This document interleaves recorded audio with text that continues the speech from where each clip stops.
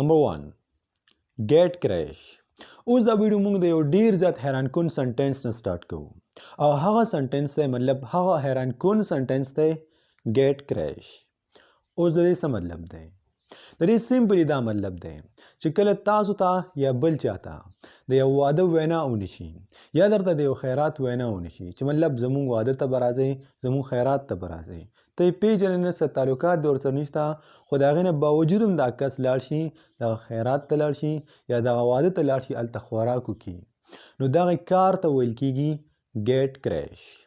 اوس به دا تاسو په سنټنسز کې مطلب په جملو کې څنګه استعمالوئ؟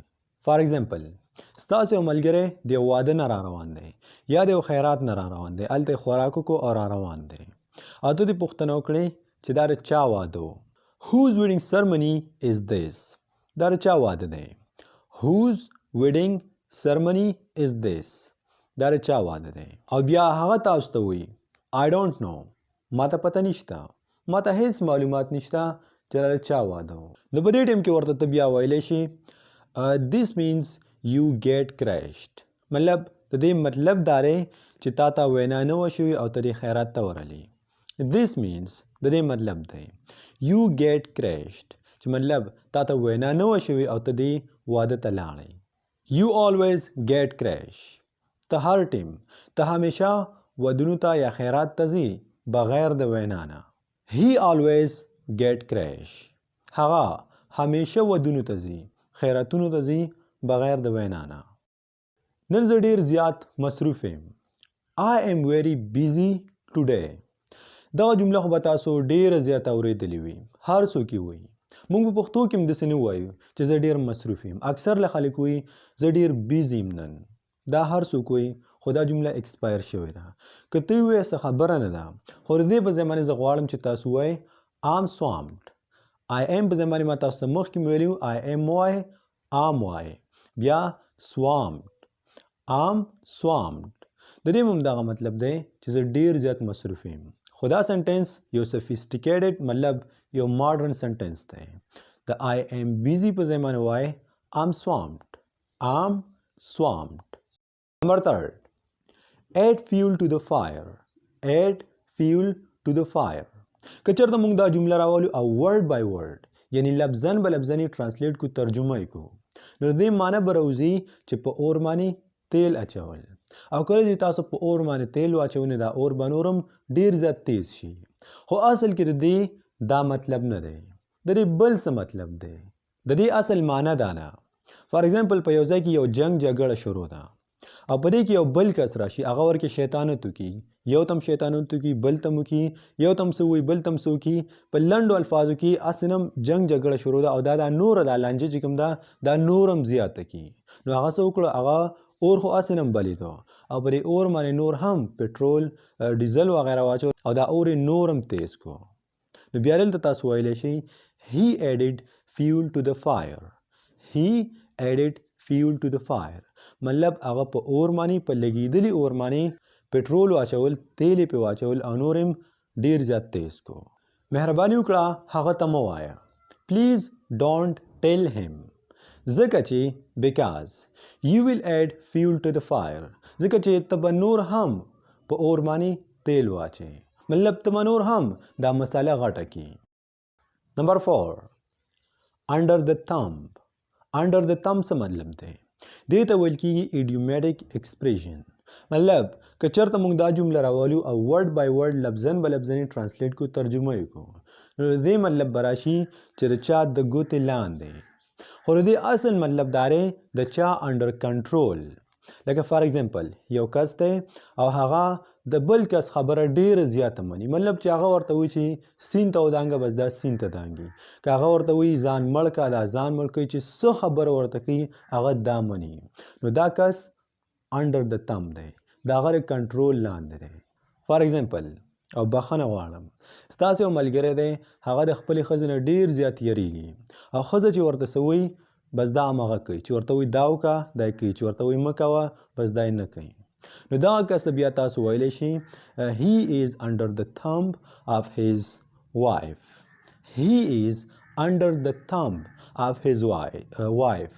مطلب دا چې هغه د خپلې ښځې د ګوتې لاندې دی، مطلب د هغې انډر کنټرول دی، هغه یې کنټرول کوي، د دې واګې چې کوم دي هغه سره لاس کړي، د دې ښځې سره لاس کړي، چې ورته وایي په دې لاره لاړ شه دا په دې لاره ځي، چې ورته وایي په هغې لاره لاړ شه دا په هغې ځي. بل اگزامپل، he is under the thumb of his father، مطلب هغه د خپل پلار د ګوتې لاندې دی، د خپل پلار انډر کنټرول دی، او دا یو ډېره ښه خبره ده، مطلب هغه د چې پلار څه خبره کوي بس د هغه مني هغه کوي، او دا یو ډېر ښه صفت دی، ښه عادت دی.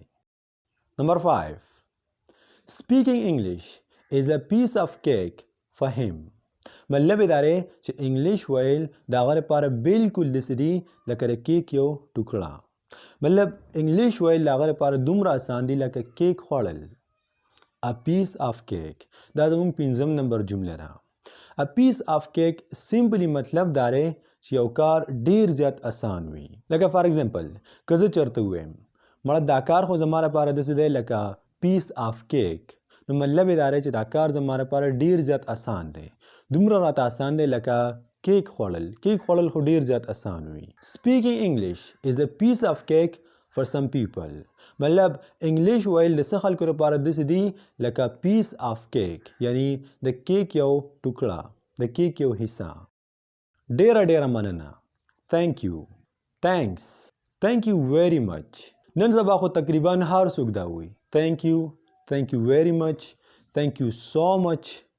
دا صحیح دی، غلطه خبره نه ده، خو زه غواړم چې نن نه بعد تاسو دا ویل پرېږدئ او د دې په ځای باندې صرف سمپلي داسې وایئ I appreciate that، I appreciate that. د دې هم دغه مطلب دی چې زه ستا ډیره ډیره مننه کوم، زه ستا ډیره شکریه ادا کوم. دا په تلفظ کې لږ شانتې سخت دی، نو ما سره ووایئ I appreciate that، I appreciate that، مطلب یې دا دی چې زه ستا ډیره ډیره شکریه ادا کوم. کله چې موږ ته کمنټ پرېږدئ یا چاته په فیسبوک کې کمنټ پرېږدئ نو دا مو وایئ thank you very much، thank you وغیره. I appreciate that دا وایئ.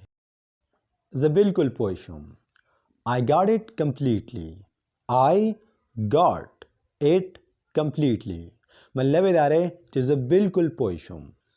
آیا ته په دې پوه شوې؟ Did you get it؟ Did you get it؟ مطلب یې دا دی چې آیا ته په دې پوه شوې؟ زه په دې پوه شوم. I got it، I got it، زه په دې پوه شوم. بالکل، for sure، FOR for، SURE sure، for sure، مطلب یې دا دی بالکل. تاسو داسې هم ویلی شئ exactly، exactly، د دې مطلب دا دی بالکل، for sure یا exactly، بالکل. دا پاگل دی، he is psycho، he is psycho، مطلب یې دا دی چې بس دا پاگل دی، دماغي ټیک نه دی. psycho دا جمله موږ صرف او صرف د دې ورډ د دغې لفظ په وجه باندې وویله. psycho دا لفظ ډیر زیات عام دی، ما خو ډیر زیات اورېدلی، تاسو به مو اورئ. نو که چېرته څوک وایي دا psycho دی یا هغه داسې psycho شانتې دی، نو دې مطلب دا دی چې دا دوی خبره کوي چې هغه داسې پاگل شانتې دی، مکمل منټل نه دی، بس داسې لږ ډیر شانتې پاگل دی. psycho تقریبا گریک یا لیټن ورډ دی او د دې مطلب دی دماغ. نو psycho is related to mind، که چېرته څوک وایي هغه psycho دی نو بیا د دې مطلب دی چې هغه داسې ټیک نه دی. تا ته څنګه پته ده یا تا ته څه پته ده؟ how do you know، how do you know، مطلب یې دا دی چې تا ته څه پته ده یا تا ته څنګه پته ده. کله چې موږ ته یو کس خبرو کې د یو څه باره کې راته ووایي نو موږ ورته دا وایو چې تا ته څنګه پته ده د دې په باره کې یا تا ته څه پته ده. نو په انګلیش کې بیا ویل کېږي how do you know، how do you know. نن تاسو تقریبا لس سنټنسز زده کړل، لس هغه جملې هم زده کړئ کوم چې زموږ په روزمره کنورسیشن کې ډېرې زیاتې عام دي، نن سبا په هر ځای کې استعمالیږي.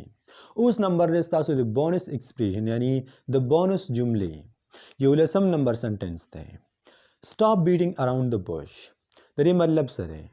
د دې مطلب دا دی چې کله تر یو کس نه پوښتنه وکړي، د څه په باره کې ته معلومات وکړي هغه تا ته صحیح معلومات نه درکوي، مطلب کله یو غرولي کله بل غرولي، خو تا ته مین خبره نه کوي، صحیح خبره درته نه کوي، نو ته ورته ویلی شي stop beating around the bush. stop beating around the bush مطلب یو غر او بل غر مه وله، چې د څه پوښتنه مې درنه کړې، د څه په باره کې درنه معلومات کول غواړم هغه راته ووایه. زه امید کوم چې دا ویډیو به ستاسو ډیره زیاته خوښه شوې وي، ستاسو په درد به لګېدلي وي، او په دې کې چې کوم سنټنسز وو مطلب کومې جملې وي هغه ما د مختلفو ویبسایټو نه راغستې وي. په دې ویډیو باندې ډیره زیاته خواري شوې وه، هغه صرف او صرف ستاسو دپاره شوې وه. ما خپل فرض پوره کړو.